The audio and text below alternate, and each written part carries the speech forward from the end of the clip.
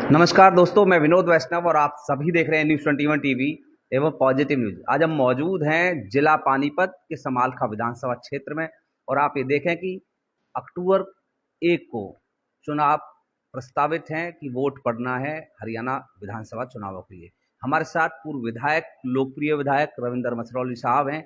इन्होंने सर, आपने हमें समय दिया, इसके लिए बहुत बहुत धन्यवाद। आपसे सर प्रमुख सवाल है कि पूर्व में विधायक आप रहे, प्रमुख कुछ ऐसे काम गिनवाएं जो आपने विधानसभा के लिए कराए और सीधे तौर पर आमजन के लिए फायदा हुआ हो।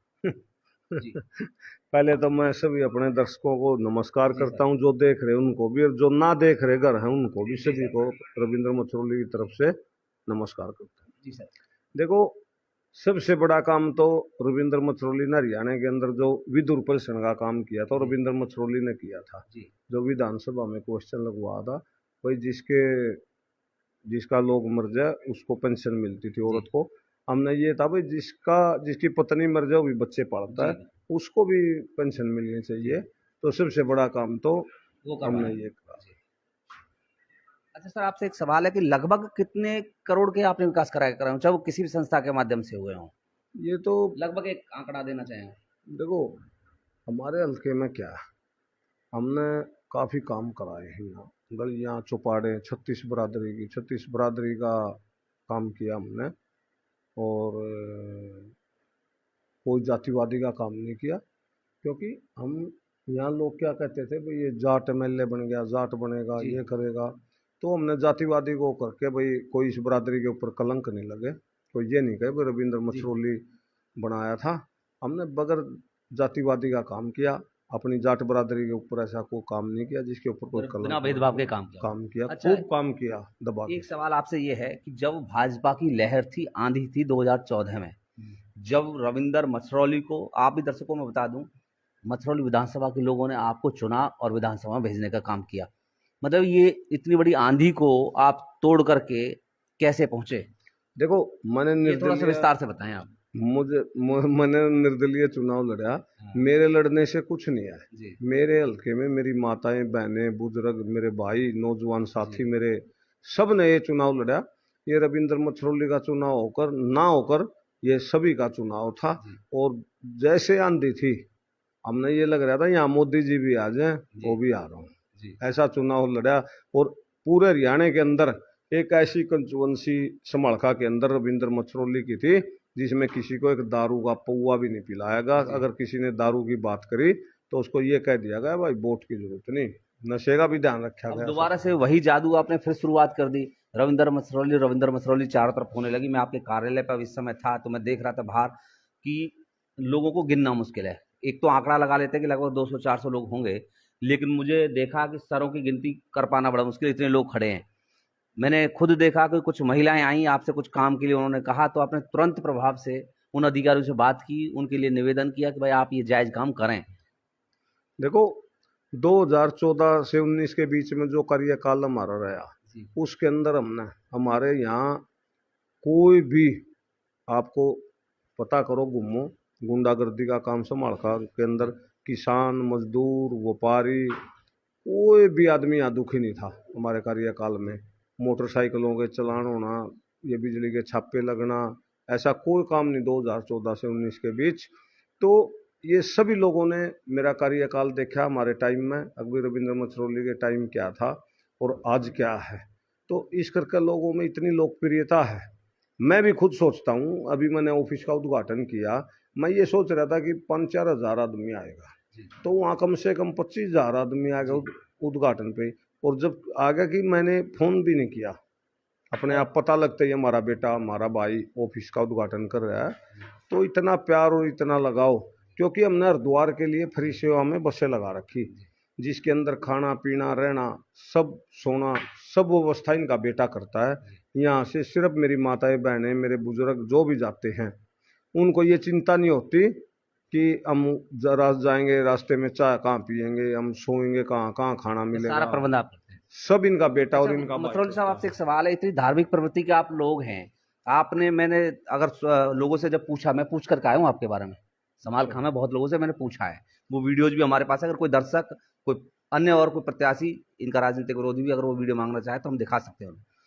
मैंने उनसे पूछा कि रविंद्र मसरौली को आप लोग विधायक क्यों देखना चाहते हैं, क्यों बनाना चाहते हैं, तो उन्होंने कहा कि सबसे बड़ी बात, उन्होंने संस्कृति को संजोए रखा है कि जो हमारी भारतीय संस्कृति पुरानी है, जो धार्मिक चीजें हैं उनको बनाए रखा है। आपने सैकड़ों हजारों लोगों को अब तक धार्मिक यात्राओं पर भी भेजा है, इससे संस्कृति बस्ती निश्चित तौर पर उनके बच्चों पर अच्छा प्रभाव पड़ता है। ये आपको प्रेरणा कहाँ से मिली?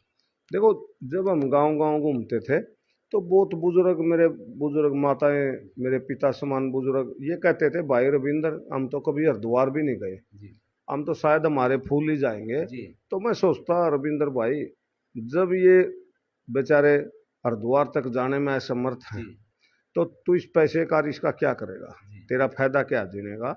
तो मैंने तुरंत प्रभाव से बसे हरिद्वार के लिए फ्री सेवा में, वृंदावन के लिए, खाटू श्याम के लिए, जहाँ भी जाना हो वहाँ के लिए, सब इनका बेटे की देख रेख में, सब इनके बेटे को चिंता होती है। जब मेरे बुजुर्ग, मेरी माताएं बहनें जाती हैं तो इनका बेटा इनकी देख रेख में इनकी पूरी सूचना तो रखता मतलब है। बेटा बन करके आप भेजते, नेता बन हाँ, करके नहीं? ना ना ना, मैं नेता नहीं हूँ, मैं इनका बेटा हूँ, इनका भाई हूँ। और ऐसे ही एम्बुलेंसों की मैं जा रहा था तो हमारा पसीना के पास एक एक्सीडेंट हो जी गया। तो मैंने वहाँ 5-10 मिनट वेट भी किया, तो मैंने देखा खून काफ़ी निकल गया था। तो एम्बुलेंस वहाँ कोई मिली नहीं, तो मैं हॉस्पिटल अपनी गाड़ी में डाल के लेके गया। तो मैंने उसी दिन मन बनाया, रविंद्र भाई फ्री सेवा में एम्बुलेंसें होनी चाहिए, ताकि एम्बुलेंसें फ्री में होंगी लोगों को, मेरी एम्बुलेंसों से अगर महीने में 1-2 जान भी बचेगी तो मैं ये समझूंगा, जी। तो मैं ये समझूंगा कि बताएं, 3 प्रमुख काम ऐसे बताएं जो आप चाहते हैं कि बनने के साथ ही विधानसभा में होने चाहिए। देखो, सबसे पहले तो मैं ये चाहता हूँ, पूरे हरियाणा का ही चाहता हूँ मैं, तो पूरे इंडिया का नहीं सिर्फ विधानसभा के लिए सर। नहीं। मैं पहले यही बता देता हूँ आपको। चाय ले सबसे लीजिए साहब, पहला चाय पीने पीते रहे। सबसे पहला तो मैं ये चाहता हूँ, जो ये 5 साल का कार्यकाल है ना जी विधानसभा का, ये नहीं होना चाहिए सरपंचों का या इनका। जी। मैं तो ये चाहता हूँ भाई, ये 2 साल का कार्यकाल होना चाहिए। सरपंच और विधायक सबका? हाँ, अच्छा। 2 साल के अंदर क्या है, कई बार देखो अच्छा विधायक नहीं मिलता, तो 5 साल के लिए तो पब्लिक जनता परेशान हो जाती है। कोई हाँ बात नहीं, अगर गलती से बन भी गया जी तो 2 साल में दोबारा मेहनत हाँ करेगा। और विधायक भी मेहनत करती रहनी पड़ेगी हल्के में, अगर उसको चुनाव लड़ना है जी तो इसलिए जिस तरह मैंने विदुर परिषद का सवाल लगाया था, मैं तो सबसे पहले ये लगाऊंगा कि भाई ये विधानसभा का चुनाव 2 साल के अंदर होना चाहिए, ताकि लोगों को इससे फायदा हो। जी और रही बात आज, तो रही बात समालखा की, अब मेरे समालखा के अंदर अब मेरा नगर पालिका है, नगर परिषद बनाना है मैंने सबसे पहले बनते जी ही। क्योंकि नगर, मेरा कुछ एरिया ऐसा है जिसमें नगर पालिका में काम नहीं हो पाई, जी गलियां कच्ची हैं, तो क्यों उस दायरे में नहीं आओ थी।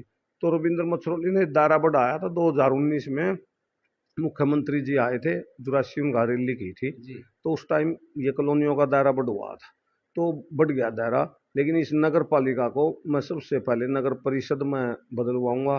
भाई पास तो बता रहे कर दी इन्होंने, लेकिन सबसे पहले यही काम कराऊंगा, ताकि मतलब जो भी नोटिफिकेशन जारी नहीं हुआ अभी? न, जो भी मेरे कॉलोनियों में जी है, तो सभी का काम, गलियां नाली सब काम अच्छे से हो। और इसको नगर परिषद का काम कराएंगे सबसे पहले। तो अपील करना चाहेंगे समालखा की जनता से? मैं समालखा की जनता से यही अपील करूंगा, इनका बेटा हूँ, इनका भाई हूँ, कोई जाने अनजाने में कोई गलती हो रही हो तो अपने बेटा समझकर माफ़ कर देना, क्योंकि रविंद्र मछरोली कोई नेता नहीं है, इनका बेटा है। मैं तो ये फिर कहता हूँ भाई, इनका बेटा हूँ, इनका भाई हूँ, अपने बड़े छोटों के पैर पकड़ के गलती मानता एक हूँ। सवाल और सर आपसे, निर्दलीय चुनाव लड़ने का मकसद क्या है? क्योंकि देखो, कई लोग राजनीतिक पार्टियों के टिकट पाने के लिए बहुत कुछ कोशिश करते हैं, लेकिन आप निर्दलीय ताल ठोक देते हो और निर्दलीय बन भी जाते हैं। देखो, निर्दलीय चुनाव लड़ना हर आदमी के बस की बात नहीं है, जी ये मैं भी मानता हूँ।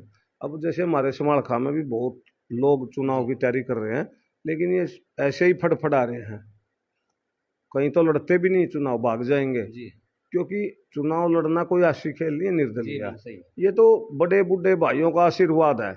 और मैं तो कहता हूँ भाई, आदमी ने अगर मान ले किसी ने कोई किया तो अपना लड़के देखो चुनाव, पता चलेगा अगर आप चुनाव। विधायक बनेंगे तो किसको सपोर्ट करेंगे, कांग्रेस या बीजेपी या किसी अन्य दल का? जो सरकार बनाएगा उसको करेंगे, क्योंकि सरकार के साथ रहेंगे तो काम होंगे, विकास होंगे। क्योंकि अब की बार देखो, अब की बार कोई ना बीजेपी की आंधी है ना कांग्रेस की जी आंधी है, तो ये तो सरकार निर्दलीय ही बनाएंगे। तो और रविंद्र सबको मसरौली की आंधी तो है। सबको एक बात और बताऊं आपको मैं, जी हमने 2014 में चुनाव लड़ा, हम्म 10वें महीने में वोटिंग हुई, उस दिन मंगलवार का दिन था। हाँ अब 2024 में फिर चुनाव होने जा रहा है 10वें महीने में। उस दिन भी मंगलवार है जिस दिन वोटिंग हुई, हनुमान जी साथ दे रहे और 1 तारीख को वोटिंग है, 4 को गिनती है।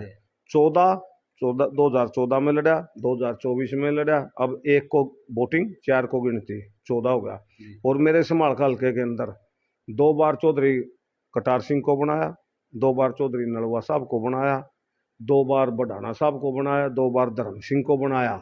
तो अब की बार लोगों ने दूसरा, देखो मेरा क्यों रूल तोड़ेंगे, 2 बार रविंद्र मसरौली को ये बनाएंगे। मेरे मुझसे तो करना चाहिए, मेरे माता बुजुर्गों ना भाई, इसको क्यों पीछे रखो, इसको भी बनाना चाहिए। तो पूरा कॉन्फिडेंस से बनेंगे यार अरे ये तो इनका जनता का आशीर्वाद है, ये तो क्योंकि बहुत लोग भाग जाएंगे यहाँ से, आप देख लेना चुनाव भी नहीं लड़ पाएंगे, ये जो फड़फड़ाने वाले लोग होते हैं ना, इनकी औकात नहीं है यहाँ चुनाव लड़ने की। देखिए, आपने रविंद्र मसरौली जी को सुना, बड़े बेबाकी से, बड़े मजाकी लहजे में उन्होंने सारी चीजें बताई। उन्होंने कहा कि मैंने वो काम कर दिखाए जो आम आदमी सोच भी नहीं सकता।